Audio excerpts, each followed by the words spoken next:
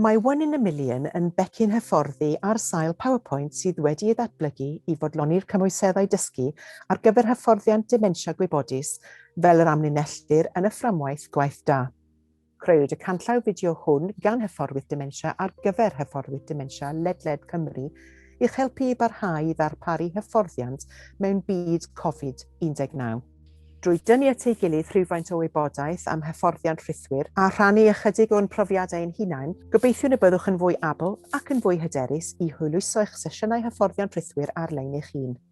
Dylech eisoes fod yn gyfarwydd ar deunyddiau hyfforddi presennol sydd ar gael yn y rhwydd o ofal Cymdeithasol Cymru. Ein nod yma yw dangos sut y gellir addasu'r deunydd hwnnw'n hawdd i'w ddefnyddio mewn llwyfan ddosbarthu rhythwyr fel Zoom, Microsoft Teams, Google Meet, Jitsi Meet a llu o geisiadau tebyg eraill.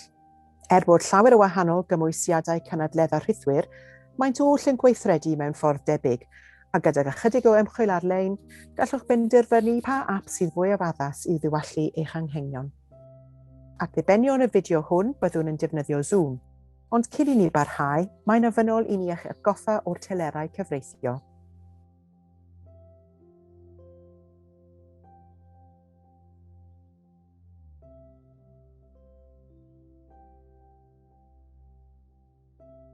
Helo, Anna.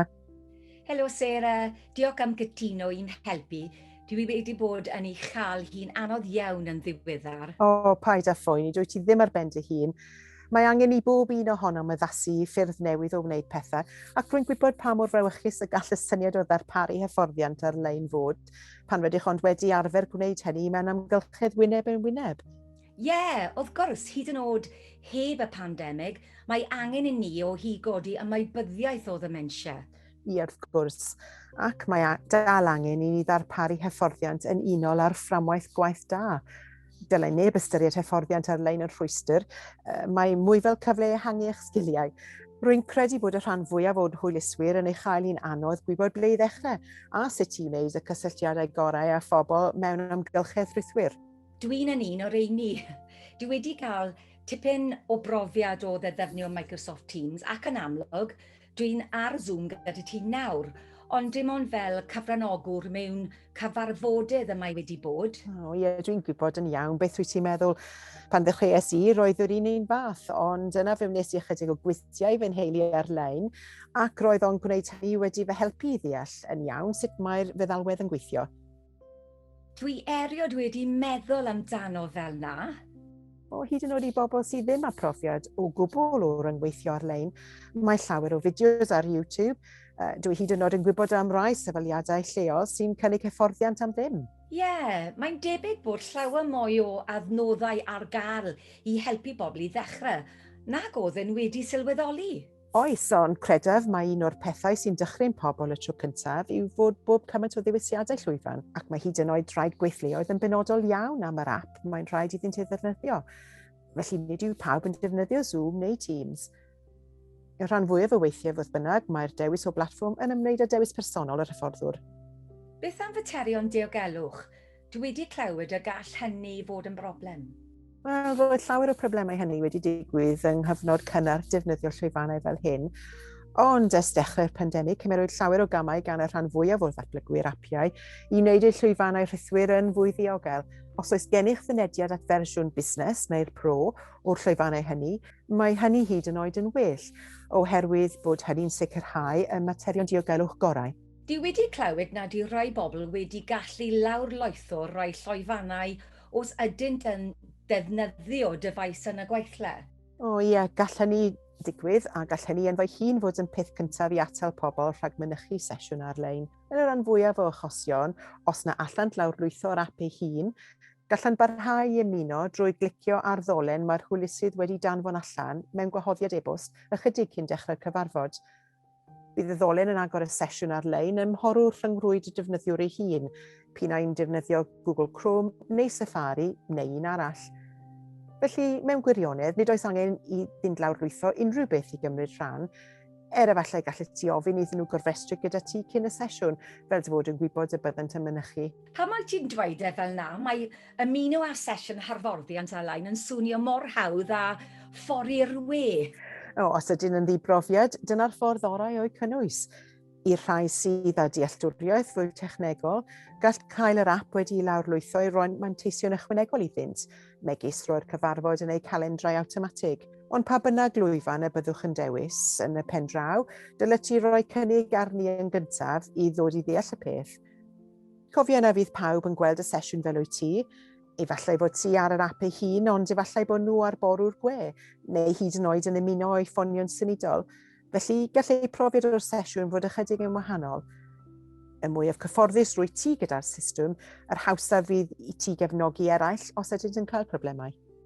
Mae swnio fel yn dylen ni gynnal cwiz teuluol hefyd felly. Wel, mae popeth yn arfer da ar gyfer disgilio ar-lein. Efallai gallai hefyd gynnwys restr o awgrymiadau gorau yn gwaharddiad e-bost yw helpu i'w hwyluso i'r ymgylchedd ar-lein ac i roi synwyr iddynt o'r hyn i'w ddisgwyl math hynny o beth. Y peth olaf sy'n ni angen ar unrhyw un yn ystod sesiwn 1 in a Million yw i boeni am ei sgiliau technegol. Gallu ti hefyd gynnwys ychydig o ddelweddau neu sgrinluniau cam wrth gam i helpu ddangos sut maen nhw'n mynd ati i ymuno â sesiwn. Rwy'n ffindio fod pobl yn deall pethau'n well os oes enghreifftiau graffig yn hytrach na geiriau'n unig, a oes dim angen ymarfer dysgiliau Photoshop chwaith. Mae yna lwyth o adnoddau ar-lein y gallu ti gyfeirio cyfranogwyr atyn nhw. Gallu ti hefyd drefnu i wneud sesiwn prawf byr gyda nhw cyn yr hyfforddiant gwirioneddol. Beth ti'n feddwl? Wel, os wyt ti'n gwybod dy fod yn mynd i gael nifer o bobl sydd newydd i gyfarfodydd rhythwyr, efallai y byddai'n syniad da cynnal sesiwn lle rwyt ti'n cael ei ymgyfarwyddo ar yngwyneb ar ffordd y mae cyfarfod ar-lein yn gweithio. Cymera'r cyfle wedyn i ateb ei holl gwestiynau technegol drwy fynd dros hanfodion yr ap, megis newid enw ar ei sgrin, neu hyd yn oed beth yw ystafell torri allan. Yn ogystal, byddet ti'n gallu cysylltu â nhw o flaen llaw, dod i'w hadnabod ychydig yn fwy a gwneud iddyn deimlo'n fwy cyfforddus gyda'i gilydd. Gallu ti ddod ar sesiwn i ben drwy drafod rhywfaint o wybodaeth cyn y cwrs, rhannu rhai taflenni a gwirio dyddiad ac amser y hyfforddiant. Mae'n ymwneud â thywelu y meddyliau tra'n parhau i roi'r holl wybodaeth y bydd angen arnynt ar gyfer hyfforddiant gwirioneddol. Ac os nad oes angen sesiwn ymarfer arnynt, gallu gynnwys yr holl wybodaeth honno yn y gwahoddiad e-bost. Dwi'n gallu gweld y gall sesiwn ymarfer fod yn gyfle iddyn ddod i adnabod a'i gilydd ychydig. Ac yn fuddiol i ti fel hyfforddwr hefyd. Pam nes i hyfforddiant wyneb yn wyneb, roeddwn i bob amser yn yr ystafell dosbarth yn gynnar mwyn sicrhau fod popeth yn barod. Ac yna, wedi aros ar ôl y sesiwn os oedd gan bobl cwestiynau, neu os oedd angen ychydig o gymorth ychwanegol arnynt. Dwi'n fel na hefyd.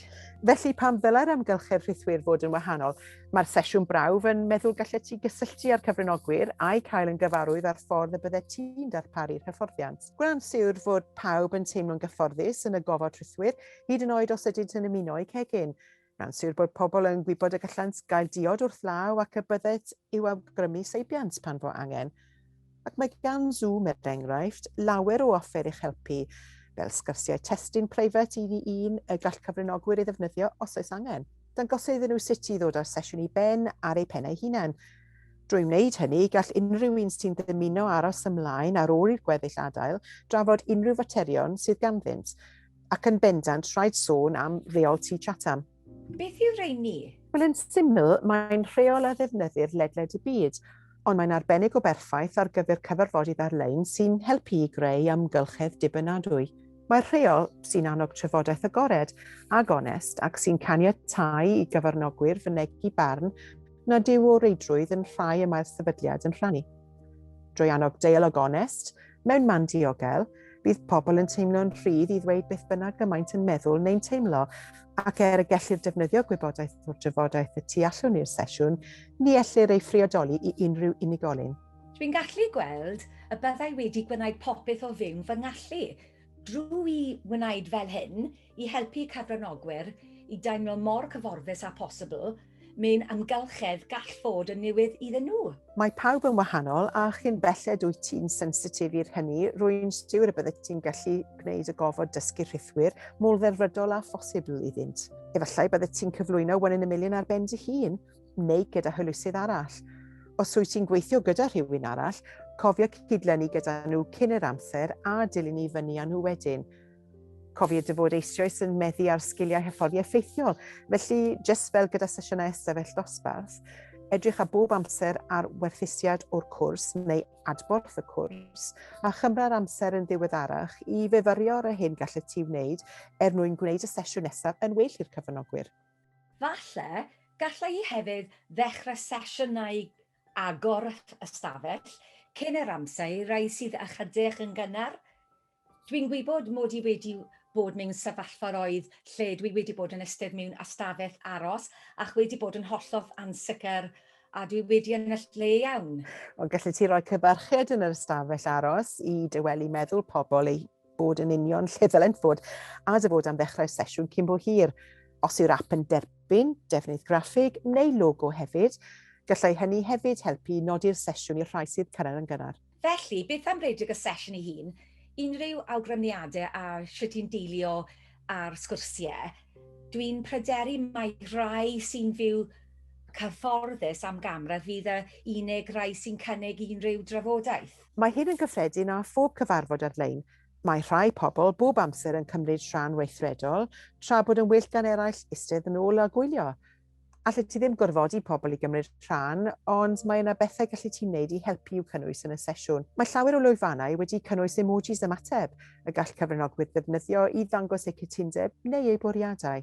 Enw ar hyn fel arfer yw adborth heb eiriau, ac mae'n cynnwys eiconau a bydd llawer yn gyfarwydd â nhw drwy ddefnyddio cyfryngau cymdeithasol fel Facebook. Enghraifft, gallet ti ofyn cwestiwn a gallai'r holl gyfranogwyr ymateb trwy roi bys bawd i fyny i ti os wyt yn cytuno.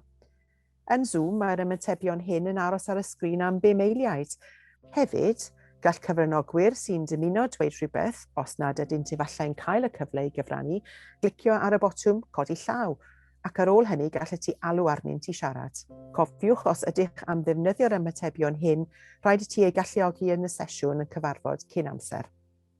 Falle, os ydw i'n cyflwyno hyn gyda chydweithiwr, gallen nhw fonitro ymatebion ar adborth a gallen cychwyn sgwrs breifat gyda rhywun os oes unrhyw problemau go iawn.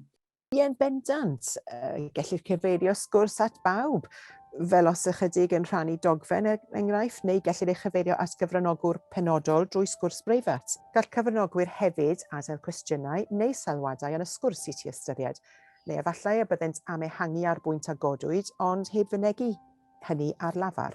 Mae hynny swnio eitha defnyddiol. Os gallai i fonitro sgwrs, gallai i ymateb i'r hynny wrth i ni fynd ymlaen. Neu, os ydw i enghraifft yn dyparu hyfforddiant ar ben fy hun, gallai i ddweud wrth pawb y byddaf yn darllen y sgwrs yn ystod yr egoel, ac yna'n mynd i'r afael ac unrhyw beth arwydd ac awel pan fydden yn ail ddechrau.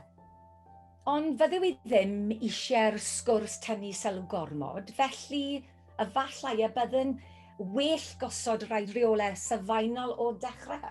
Ian bendant. Wedi'r cyfan, dwi ti ddim am i bobl anfon llwyth o sgyrthiau preifat at ei gilydd yn trafod pethau oddi ar y pwnc, fel y papur wal yn eich cartref, pan ddylen nhw ganolbwyntio ar y sesiwn hyfforddiant ei hun. Ffordd arall o gasglu adborth fyddai defnyddio'n offeryn ar-lein fel Mentimeter. Yn hytrach nag emojis, mae Mentimeter yn cynnig dull mwy rhyngweithiol a difyr drwy ddefnyddio cwisiau byw, polau piniwn, cwmwl geiriau a mwy. Gall cyfranogwyr defnyddio eu ffoniau symudol neu eu porw rhyngrwyd ochr yn ochr â chlap llwyfan i roi adborth byw.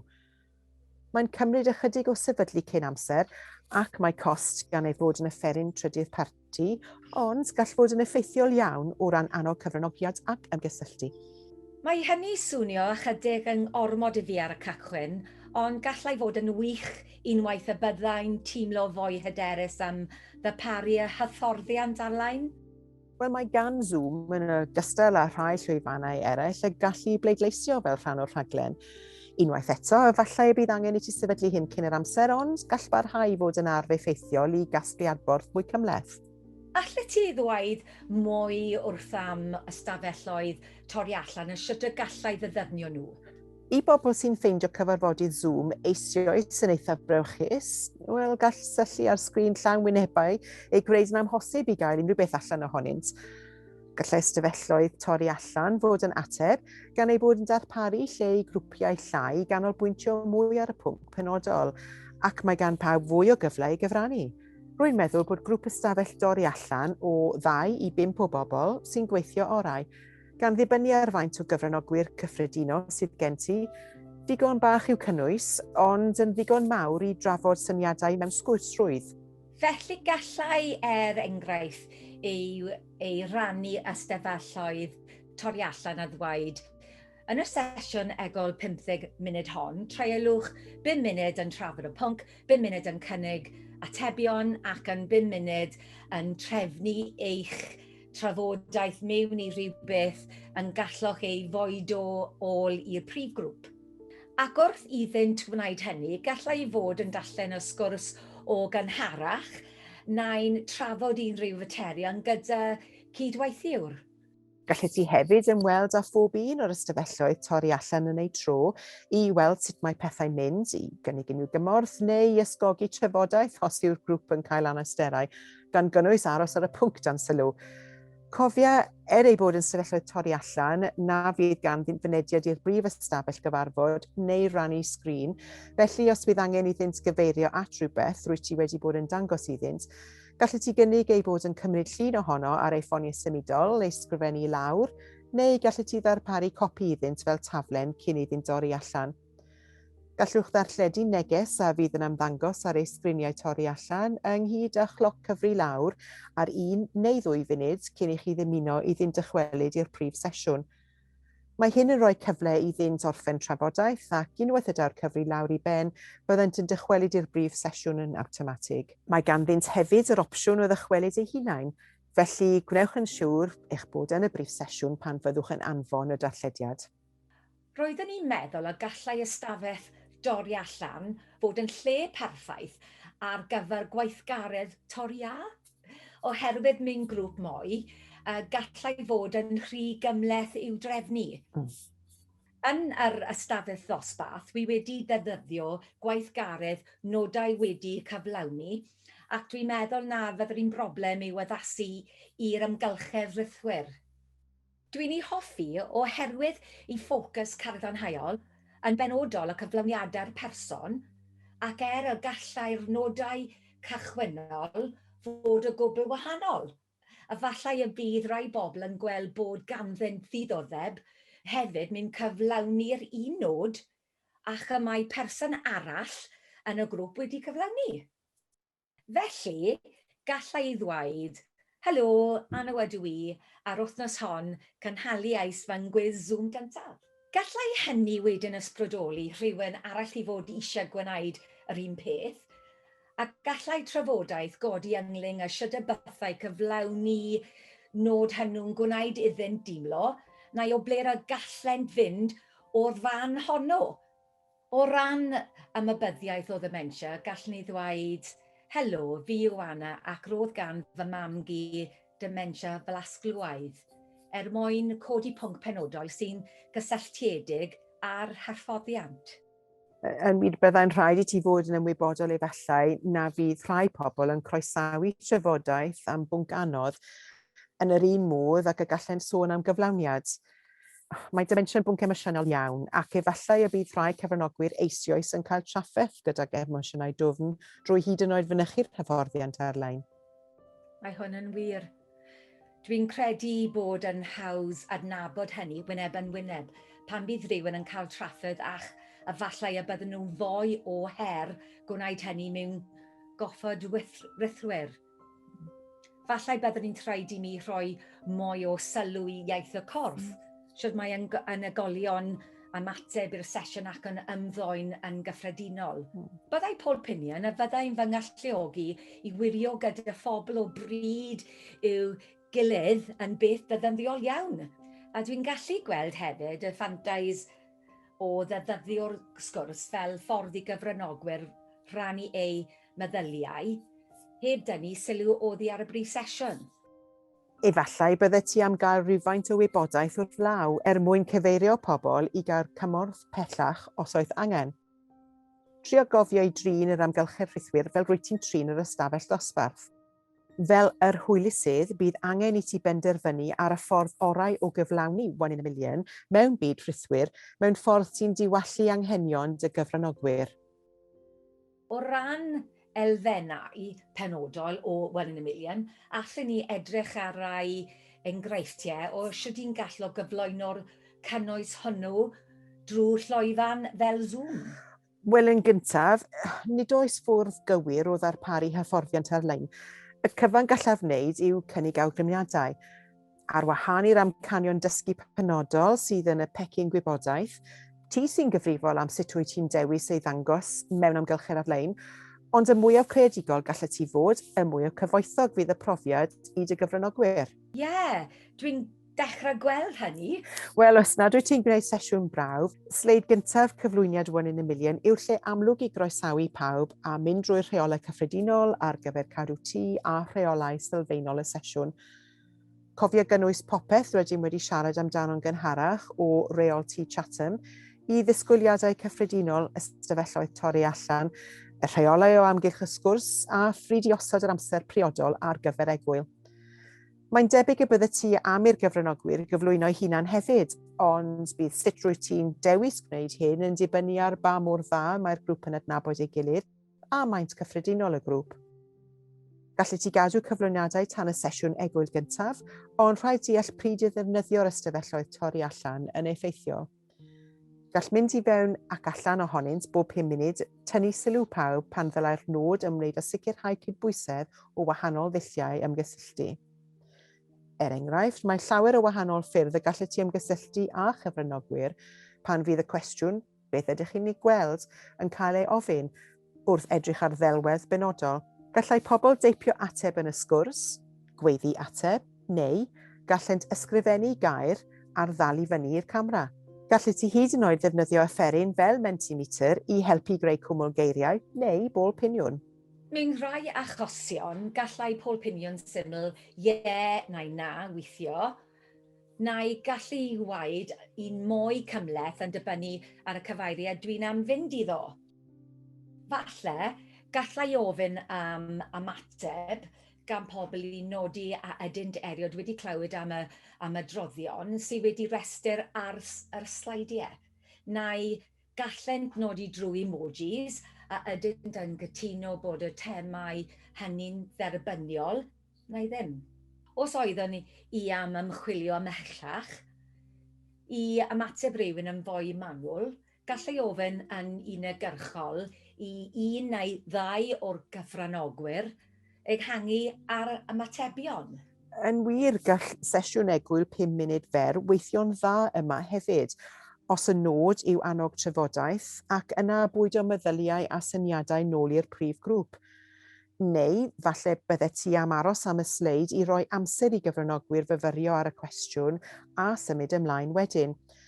Weithiau, dull syml sy'n gweithio orau, ond fel y gwelwch o ran ymgysylltu, mae gen ti lawer o opsiynau. Ie, gallu weld sut i byddai cymwl geiriau, enghraifft yn ffordd hynod i feithiol o ddangos mathau o ddementia, a dwi'n credu os yw slaid benodau wedi cynllunio fel i sy'n dechrau sgwrs, neu gallu i ystyried yn well o safbwynt personol, gall y stafell dorri allan cynnig gwerth mwyaf. Weithiau dyw'r nod ddim yn dibynnu ar rannu atebion gyda'r grŵp. Enghraifft, gall fod yn ddigon pwerus i gael pobl i gymryd eiliad i feddwl am bwy neu beth sy'n bwysig iddynt, ac yna ysgrifennu hynny lawr ei hunain. Mae sleidiau hyn, enghraifft, wedi cynllunio i gyflwyno'r syniad y gallwn ni wneud pethau'n wahanol mwyn cefnogi cyfathrebu effeithiol. Fel wnaethon ni drafod o'r blaen, mae llawer o ffyrdd o ymgysylltu a chyfranogwyr ar lafar, yn y sgrin sgwrsio neu hyd yn oed gyda ymateb isbawd i fyny. Mwyn casglu barn ynghylch a'r ymgylchedd yn dylanwadu ar brofiad byw a dementia yn y sleid hon, gallet ti gynnal pleidlais a gallet ti ddangos yr atebion ar ôl rhedeg y sleidiau. Mae'r sleid hon, enghraifft, wedi ei chynllunio i annog sgwrs am weithgareddau neu hobïau sy'n bwysig i'r person. Gallai ti ofyn beth ydych chi'n gweld, ac efallai creu cwmwl gair o ymatebion. Byddai'n teimlo fwy cyfredol i gysylltu hyn â'r cyfnod cloi a'i hoff weithgareddau dydyn nhw ddim yn gallu wneud, neu'r bobl nad ydynt wedi gallu ei gweld mwyn archwilio sut roedd hynny'n gwneud iddynt deimlo. Gallai gwneud hyn naill ai mewn grŵp mawr neu mewn ystafell dorri allan lai. Gan ei gysylltu nôl â dementia, gallai ti wedi'n ofyn sut y byddai'n teimlo pe na allent byth wneud y gweithgaredd hwn eto, neu a fyddent am i rywun ei cefnogi i roi cynnig arni. Gallai ti gael sesiwn gyda meddyliau terfynol, negeseuon iddynt gymryd adref a'i cael ei ystyried a hyd yn oed rhannu ar lafar, yr un peth y byddent yn gwneud yn wahanol nawr o ganlyniad i'r hyfforddiant. Dwi'n credu bod hyn wedi rhoi llawr i mi ystyried ac roedd ti'n iawn.